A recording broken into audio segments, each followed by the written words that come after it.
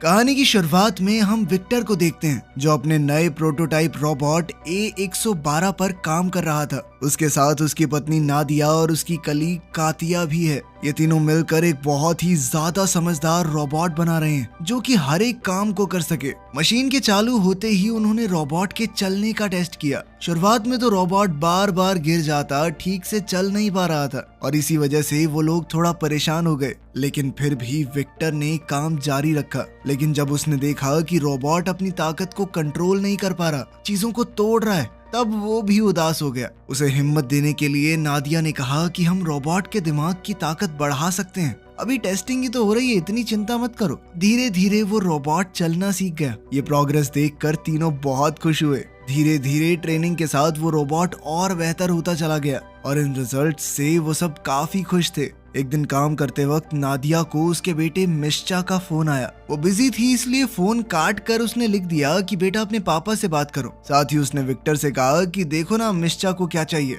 जब विक्टर ने अपने बेटे को फोन किया तो वो कहने लगा कि पापा मुझे स्कूल से ले जाओ, मेरा मन नहीं लगता यहाँ पे, और ये मैथ्स वैथ्स तो छोड़ ही रहा हूँ मैं। विक्टर ने उसे डांटते हुए कहा कि बहाने बनाना बंद कर और पढ़ाई पे ध्यान दे, समझा? 2 रैप्टों में सीधा कर दूंगा तुझे। ये सुनकर मिश्चा नाराज हो गया और फोन काट दिया। तभी कुछ शैतान बच्चे वहाँ पर आए और उसका मजाक उड़ाने लगे। गुस्से में मिश्चा क्लास में गया और अपनी टीचर से पूछा, मैं आर्टिस्ट बनना चाहता हूँ, उसके लिए मैथ की जरूरत है? इस पर टीचर ने कहा कि हाँ जरूरत है। साथ ही उसने एग्जाम्पल दिया कि लियोनार्डो डिविंची को देख लो, उसने पेंटिंग बनाने से पहले इंजीनियरिंग की थी, बहुत से प्रोटोटाइप मॉडल्स बनाए थे उसने। ये सुनकर मिश्चा और चिढ़ गया। कुछ घंटे बाद टीचर ने सबका होमवर्क इकट्ठा किया। मिश्चा ने किसी भी सवाल का जवाब नहीं लिखा था, सिर्फ पूरे पेज पर ड्राइंग्स बनाई हुई थी। टीचर ने उसकी ड्राइंग की तारीफ की लेकिन कहा कि ये मैथ्स की क्लास है और उसे इस टेस्ट में फेल कर दिया। उधर लैब में विक्टर ने रोबोट का वॉइस टेस्ट किया। उसने देखा कि नादिया और कातिया ने रोबोट के अंदर बच्चों जैसी आवाज वाले मॉडल डाल दिए थे। इस बात से विक्टर को बहुत गुस्सा आया। सबसे बड़ी बात यह थी कि अब उसके पास टाइम भी नहीं था चेंज करने का, क्योंकि उन्हें मीटिंग के लिए देर हो रही थी। मीटिंग में उन्होंने कमेटी को रोबोट के ट्रेनिंग वीडियोस दिखाए। जनरल ने देखा कि रोबोट A112 अपने टारगेट को सही समय पर बचा नहीं पा रहा और थोड़ा धीरे रिएक्ट कर रहा है। उसने कहा कि रोबोट में अभी भी बहुत सुधार की जरूरत है। विक्टर ने समझाने की कोशिश की कि रोबोट ने सारे मिशन पूरे तो किए हैं ना, लेकिन जनरल ने कहा कि वहाँ तुम लड़ते हो या हम, थोड़ा सा डिले भी बहुत सारे लोगों की जान ले सकता है। साथ ही उसने कहा कि रोबोट की आवाज बहुत बेकार है, इसे बढ़िया बनाओ। इस बात से विक्टर को नादिया और कातिया पे बहुत गुस्सा आ रहा था। साथ ही जनरल ने उन्हें कहा कि इसकी ताकत और स्पीड को और ज्यादा बढ़ाओ। उधर मिश्चा घर जा रहा था तब उसकी मुलाकात अपने दोस्त ग्रांट से हुई जो रोड साफ करता है। मिश्चा ने बताया कि टीचर ने उसे प्रिंसिपल के ऑफिस में भेज दिया। ग्रांट ने उसे तसल्ली दी और कहा कि चिंता मत करो, मैं स्कूल जा सकता हूँ तुम्हारे पेरेंट्स की जगह अगर तुम कहो तो। लेकिन मिश्चा ने मना कर दिया और वहाँ से चल दिया। इसके बाद लैब में विक्टर ने A112 से बात की। उसने पूछा कि तुम्हारे टेस्ट रिजल्ट इतने खराब क्यों आए हैं? रोबोट ने कहा कि शायद आज उसका दिन ज्यादा अच्छा नहीं था। इस जवाब से तो विक्टर और गुस्सा हो गया। तब रोबोट ने बात बदलते हुए कहा कि मैं तुम्हारे परिवार की फोटो देख सकता हूँ। दरअसल वो रोबोट परिवार के बारे में और जानना चाहता था। विक्टर ने कहा कि ये सब बेकार बातें हैं, सब पर ध्यान मत दो तुम। लेकिन रोबोट ने पूछा कि क्या आप सब लोग मेरा परिवार हो? जिस पर विक्टर ने मना कर दिया। तुम सिर्फ एक मशीन हो, कोई इंसान नहीं, मशीनों का परिवार नहीं होता, और इस वक्त तो तुम मेरा दिमाग खराब कर रहे हो। ये कहकर तीनों साइंटिस्ट लैब से चले गए और A112 अकेला रह गया। घर जाकर विक्टर और नादिया ने मिश्चा को डांटा, वही मैथ्स के होमवर्क में ड्राइंग बनाने के लिए। साथ ही विक्टर कहने लगा कि तुम्हारी तो ड्राइंग भी अच्छी नहीं है, अपने माँ बाप की तरह पढ़ाई करके साइंटिस्ट बनो, समझे? मिश्चा ने गुस्से में आकर कहा कि आप दोनों जैसा तो कभी नहीं बनूंगा मैं। उसके बेटे ने जिस तरह से ये बात कही थी, ये सुनकर विक्टर बहुत उदास हो गया। उधर लैब में A112 अकेला था। उसने डिक्शनरी के अंदर फैमिली वर्ड देखा लेकिन कुछ भी समझ नहीं पाया। फिर उसने सोचा कि ये सब समझने के लिए मुझे एक असली फैमिली ढूंढनी चाहिए। उसने अपने हथियारों का इस्तेमाल करके दरवाजा उड़ा दिया और फिर चुपचाप लैब से निकल गया। वो शहर में छुपते छुपाते घूम रहा था। एक बार को तो वो सड़क पर चलने वाली इन छोटी ट्रेन से टकराने ही वाला था। थोड़ी देर बाद उसने कुछ लोग लोग देखे जो कि दीवार पर कुछ पेंटिंग बना रहे थे। जब उन्होंने रोबोट की आवाज सुनी तो एक लड़का नीचे गिर पड़ा। रोबोट ने तुरंत उसकी मदद की और उसे बचाया। रोबोट ने बच्चे को बचाया ही था, लेकिन फिर भी वो लड़का डर कर भाग गया वहाँ से। ये देखकर A112 बहुत उदास हो गया। कुछ मिनटों बाद रोबोट एक कंस्ट्रक्शन साइट पर गया और वर्कर्स से कहा कि आप लोग अपना काम जल्दी जल्दी कर लें, क्योंकि उनके शोर से एरिया में परेशानी हो रही है। ये सुनकर वो लोग घबरा गए और भागने लगे। रोबोट ने लैब से ली गई फोटो देखी और सोच में पड़ गया कि उसका परिवार कहाँ है। अगले दिन विक्टर और उसकी टीम लैब में मिले और उन्हें पता चला कि रोबोट भाग गया है। दूसरी तरफ क्लास में टीचर ने स्टूडेंट्स को बताया कि एक रोबोटिक्स का कंपटीशन होने वाला है और सबको उसमें रजिस्टर करना पड़ेगा, ठीक है? ये सुनकर मीशा उठ गया। टीचर ने पूछा कि तुम क्यों नहीं पार्ट लेना चाहते इसमें, जबकि तुम तो खुद को आर्टिस्ट मानते हो। ये सुनकर मीशा को थोड़ी बेइज्जती सी महसूस हुई और वो गुस्से में क्लास से निकल गया। उसी समय रोबोट A112 मीशा के घर के बाहर पहुंचा। उसने अपनी रोबोटिक उंगली से चाबी बनाई और दरवाजा खोल दिया। घर के अंदर आकर वो शीशे के सामने गया और उदास हो गया, क्योंकि उसे महसूस हुआ कि वो अभी भी अकेला है। तभी उसने दरवाजा खुलने की आवाज सुनी और अचानक से छुप गया। मीशा घर आया, अपने बैग को फर्श पर फेंका और बाथरूम में चला गया। हाथ धोने के बाद उसने रोबोट को देखा जो कि उसे तौलिया दे रहा था। दरअसल वो भी छुपने के लिए बाथरूम में ही आया था। मीशा अचानक डर गया और चौंकने की वजह से सिंक से टकरा गया। रोबोट ने उसकी मदद करने की कोशिश की और कहा कि मैं तुम्हारा ट्रीटमेंट करूंगा। मीशा भागते हुए अपने कमरे में गया और बेड पे चढ़ गया। रोबोट ने कहा कि मैं तुम्हें चोट नहीं पहुंचाऊंगा, मैं तो बस मदद करने आया हूँ। जब उसने देखा कि लड़का ठीक है तो वो शांत हो गया और उसने कहा कि मेरा नाम है A112, एक मल्टी फंक्शनल रेस्क्यू रोबोट। उसने मीशा को सब कुछ बताया कि कैसे वो घर के अंदर घुसा, अपनी उंगली से चाबी बना के, फिर अपने अलग अलग वॉइस मॉडल दिखाए। उसकी अलग अलग आवाजें सुनकर मीशा थोड़ा हंस पड़ा। थोड़ी देर बाद रोबोट कहने लगा कि मैं एक परिवार ढूंढ रहा हूँ, मैं समझना चाहता हूँ कि एक फैमिली क्या होती है। उसने लैब से ली हुई वो फोटो भी दिखाई। मीशा उदास हो गया और कहने लगा कि ये कोई असली परिवार नहीं है। मेरे माँ बाप विक्टर और कातिया सिर्फ अपने बारे में सोचते हैं। रोबोट ने कहा कि मुझे भी आजकल वैसा ही लग रहा है, क्योंकि मैं इतना नाकारा हूँ, अपने बनाने वाले को भी खुश नहीं कर पा रहा। ये सुनकर मीशा ने रोबोट को हौसला दिया कि ऐसा कुछ नहीं है, मुझे तो खुश कर दिया ना तुमने। चलो आज से हम दोस्त हैं और तुम्हें मैं रॉबी कहकर बुलाऊंगा। अपना अलग सा नाम सुनकर रोबोट बहुत खुश हो गया। उधर लैब में जनरल ओलेग ने साइंटिस्टों से मीटिंग की और गुस्सा होकर कहा कि A112 भाग गया है, वो जल्द ही सबके लिए खतरा बन सकता है, उसके अंदर बहुत खतरनाक हथियार हैं। जब विक्टर ने देखा कि उसके परिवार की फोटो गायब है तो उसने सोचा कि घर जाके चेक करूंगा एक बार। इस वक्त घर में मीशा और रॉबी टीवी देख रहे थे। जैसे ही विक्टर आया रोबोट छुप गया। विक्टर ने पूरा घर चेक किया लेकिन उसे कुछ नहीं मिला। जैसे ही वो गया मीशा ने रॉबी को अपना कंप्यूटर दिया ताकि वो और चीजें सीख सके। रॉबी ने मिनटों में बहुत सारी चीजें पढ़ डाली। फिर मीशा उसे अपने दोस्त ग्रांट के काम करने की जगह पर ले गया जहाँ पर वो अपनी आर्ट बनाता था। रॉबी ने ड्राइंग्स देखे और पूछा कि ये बिल्कुल सिमेट्रिकल क्यों नहीं है, लेकिन मीशा ने कहा कि आर्ट को किसी सिमेट्री की जरूरत नहीं होती, बस उसमें खूबसूरती होनी चाहिए। फिर वो रॉबी को खिड़की के पास ले गया और दोनों ने सनसेट देखा। इस नजारे को देखकर रॉबी बहुत खुश हुआ। उसने कहा कि देखो कल तुम्हें छुपकर रहना पड़ेगा, मुझे कल स्कूल जाना है। अब रॉबी वर्कशॉप में अकेला रह गया और मीशा ने उसे एक पेन दे दिया ताकि वो ड्राइंग कर सके।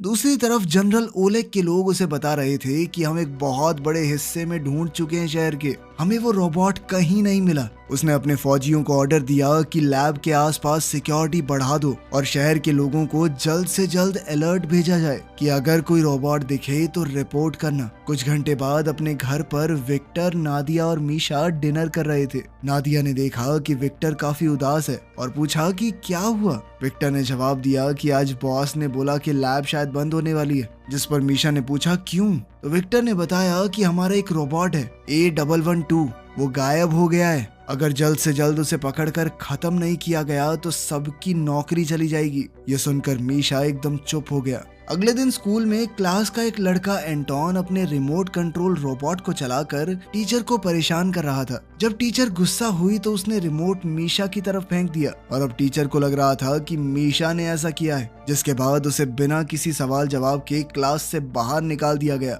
थोड़ी देर बाद स्पोर्ट्स क्लास में मीशा एंटोन के पास गया। एंटोन फिर से उसकी बेइज्जती करने लगा, लेकिन अब मीशा की बस हो चुकी थी। उसने एंटोन को पकड़कर नीचे गिरा लिया। मेरा नाम क्यों लगाया बे तूने, हाँ बता। तभी जिम टीचर दौड़ कर आया और दोनों को अलग किया। मीशा गुस्से में क्लास से निकल गया और सीधा वर्कशॉप पहुंचा। वहाँ उसने देखा कि रॉबी और ग्रांट तो पत्ते खेल रहे हैं और दोनों अब अच्छे दोस्त बन चुके थे। मीशा के चेहरे पर परेशानी देखकर रोबोट ने पूछा, क्या हुआ? मीशा ने बताया कि तुम्हारे पीछे बहुत ज्यादा फौज पड़ी है। ऑर्डर ये है कि तुम्हें ढूंढकर किसी भी तरह से खत्म कर दिया जाए। इसी बात का हिसाब लगाकर मीशा ने कहा कि रॉबी तुम्हें शहर से दूर चले जाओ। तब ग्रांट ने बताया कि जंगल का एक हिस्सा है, वहाँ कोई नहीं जाता क्योंकि कुछ वक्त पहले वहाँ बहुत भयानक आग लगी थी। ये सुनकर मीशा ने रॉबी से कहा कि तुम्हें वहाँ जाकर आग बुझाने की कोशिश करनी चाहिए। इससे सबको ऐसा लगेगा कि तुम अच्छे हो, इंसानों की मदद करना चाहते हो। ये आइडिया सुनकर तीनों खुश हो गए।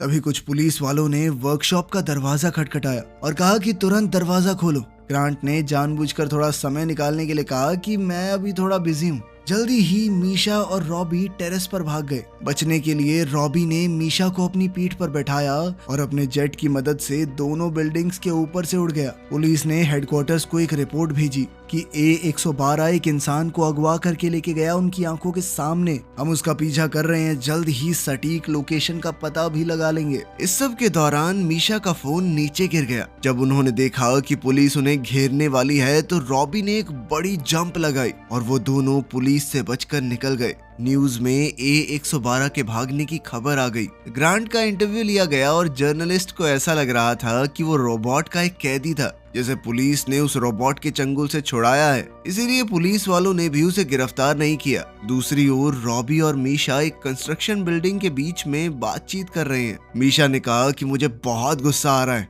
ये सब लोग फालतू में तुम्हारे बारे में अजीबोगरीब बातें फैला रहे हैं, पूरे मीडिया में तुम्हारी इमेज खराब कर रहे हैं। रॉबी ने कहा कि कम्युनिकेशन में दिक्कत की वजह से उसके टेस्ट्स में कुछ प्रॉब्लम आई, शायद उसके अंदर कोई प्रॉब्लम है। मीशा ने उसे कहा कि तुम ज्यादा मत सोचो, तुम बहुत मेहनती और अच्छे रोबोट हो। ये बातें सुनकर रॉबी बहुत खुश हो गया। उसने मीशा को थर्मल ब्लैंकेट दिया और दोनों ने मिलकर एक मूवी देखी। कुछ मिनटों बाद मीशा को याद आया कि आज पहली रात है जब उसे अपनी माँ से गुड नाइट सुनने को नहीं मिलेगा। रॉबी ने कहा कि अगर तुम चाहो तो मैं तुम्हें घर पर ले जा सकता हूँ। मीशा ने इसके लिए मना कर दिया और कहा कि अगर ऐसा हुआ तो लोग तुम्हें खत्म कर देंगे, तुम्हें पकड़ते ही वो लोग अलग अलग हिस्सों में तोड़ देंगे। रॉबी को ये सुनकर बहुत अच्छा लगा कि मीशा को उसकी चिंता है। अगली सुबह वो दोनों वर्कर्स की आवाज से उठे जो कंस्ट्रक्शन साइट में काम कर रहे थे। मीशा ने कहा कि हमें कुछ ऐसा करना होगा कि कोई हमें पहचान न पाए। उन्हें अपना हुलिया थोड़ा बदलना पड़ेगा, साथ ही पास के जंगल में लगी हुई आग को वो बुझा सकते हैं ताकि पुलिस और जनता को यकीन हो जाए कि रॉबी एक अच्छा रोबोट है।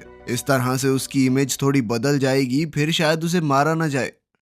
उधर घर पर विक्टर और नादिया के पास कातिया आई और बताया कि लैब बंद हो गई है। जिसके बाद विक्टर पुलिस से पूछने चला गया कि रोबोट और उसके बेटे का कुछ पता चला। उधर रॉबी और मीशा सिटी सर्कस पहुंच गए थे। वहां काम करने वाले लोगों से बात करके उन्होंने जोकर के कपड़े पहने ताकि रॉबी को एकदम से देखकर कोई पहचान ना पाए। कुछ मिनटों बाद मीशा ने रॉबी से कहा कि तुम अपना भेस बदल के रखना, ठीक है? मैं बस जल्दी से टिकट लेके आता हूँ। तभी एंटोन और ओलिया जो कि मीशा की क्लास में पढ़ते थे वहाँ आ गए। वो दोनों मीशा को देखकर हैरान रह गए और पूछा कि तुम्हारे तो गायब होने की खबर चल रही थी। जिसके बाद मीशा ने रॉबी को बुलाया, साथ ही उसने उन्हें बताया कि रॉबी कोई बुरा रोबोट नहीं है, बहुत अच्छा है। वो बिना बात उसके बारे में बुरी बातें फैलाई जा रही हैं। जोकर की कॉस्ट्यूम में रॉबी को देखकर बच्चे थोड़ा डर गए, लेकिन मीशा ने समझाया कि रॉबी उसका दोस्त है, वो यहाँ से भाग रहे हैं ताकि वो रॉबी को एक सुरक्षित जगह पर पहुंचा सके। उधर विक्टर ने जनरल से बातचीत करने की कोशिश की कि सर आप मेरी लैब को बंद मत कीजिए, लेकिन जनरल ने कहा कि मैं फैसला कर चुका हूँ और वो रोबोट भी जहां मुझे मिलेगा उसे वहीं खत्म कर दूंगा मैं। निराश होकर विक्टर वहां से चल दिया। वो समझ गया था कि इस आदमी के साथ बातचीत करके कोई फायदा नहीं होगा, लेकिन अपने सबसे बड़े प्रोजेक्ट को फेल होता देखकर उसे बहुत बुरा महसूस हो रहा था। तब मीशा ने अपने साथियों से कहा कि तुम लोग रॉबी के साथ रहना, तब तक मैं बस की टिकट खरीद के आता हूँ। हमें पास वाले जंगल में जाकर आग बुझानी है ताकि रॉबी का नाम साफ हो सके। साथ ही उसने उन दोनों से ये भी वादा लिया कि वो किसी को नहीं बताएंगे। उन दोनों ने मीशा से वादा किया, लेकिन जैसे ही मीशा वहां से गया, एंटोन ने रॉबी से पूछा कि क्या तुम सच में वो जबरदस्त करतब कर सकते हो या वो सब भी झूठ था न्यूज में। ये सुनकर रॉबी एक्साइटेड हो गया और जोकर की कॉस्ट्यूम उतार कर मीशा के सामने अपने करतब दिखाने लगा। मीशा ने अपना फोन निकाला और रिकॉर्ड करने लगा। ये देखकर ओलिया गुस्सा हो गई। एंटोन ने कहा कि मुझे इस बात से कोई फर्क नहीं पड़ता कि ये रोबोट जिंदा रहे या मरे, मैं इसकी वीडियो इंस्टा पे डालूंगा, बहुत फॉलोअर आएंगे मेरे। उसकी ये धोखाधड़ी देखकर ओलिया को बहुत बुरा लगा। इसके बाद एंटोन वहां से चला गया और रॉबी ओलिया से बातचीत करने लगा। उधर मीशा को 2 गार्ड्स ने पकड़ लिया। उसके हुलिये से उन्होंने हिसाब लगाया था कि ये वही लड़का है जो गायब हुआ था। कुछ मिनटों बाद विक्टर को पुलिस स्टेशन से एक फोन आया। अब उसकी जान में जान आई थी कि चलो मेरा बेटा तो ठीक है, पुलिस को मिल चुका है वो। उधर एंटोन ने सच में वो सारी वीडियोस सोशल मीडिया पर डाल दी और धीरे धीरे वो वायरल वीडियोस जनरल की टीम तक भी पहुंच गई। उन्होंने फैसला किया कि वो इस बच्चे के पास जाकर उससे पूछताछ करेंगे। पुलिस स्टेशन में विक्टर ने अपने बेटे से मुलाकात की। उसने अपने बेटे को देखते ही गले लगा लिया और पूछा कि तुम अब तक क्या कर रहे थे? वो रोबोट खतरनाक है, तुमने सुना नहीं? मीशा ने कहा कि रॉबी उसका दोस्त है, वो कोई बुरी मशीन नहीं है जैसा जनरल बोल रहा है सबको, वो एक बहुत ही अच्छा रोबोट है। उसने ये भी बताया कि वो उसे अपने कुछ दोस्तों के पास छोड़कर आया है। साथ ही वो अपने पिता को भरोसा दिलाकर उस जगह पर ले आया, ये वादा लेकर कि वो रोबोट को रिपोर्ट नहीं करेंगे। विक्टर थोड़ा हिचकिचाया लेकिन फिर मान गया और मीशा के साथ चल दिया। वहीं रॉबी को ओलिया ने मेकअप से नया लुक दे दिया था। विक्टर ने देखा कि रॉबी अब काफी बेहतर बातचीत करना सीख गया है और उसके सोचने समझने के तरीके में भी काफी बदलाव आए हैं। लेकिन तभी पुलिस की गाड़ियां वहां आ गई। मीशा समझ गया था कि अब तो बहुत दिक्कत होने वाली है। वो तीनों जल्दी से कार्गो शिप के गोदाम की तरफ भागे, लेकिन सिपाहियों ने उन्हें घेर लिया। ओलेग ने ऑर्डर दिया कि जल्दी से बच्चों को लेकर साइड हो जाओ ताकि हम इस रोबोट के ऊपर अपने इलेक्ट्रोमैग्नेटिक हथियार से हमला कर सकें, जिससे रॉबी खत्म हो जाएगा। जब विक्टर नहीं माना तो ओलेग ने फैसला किया कि अब तो जबरदस्ती करनी होगी।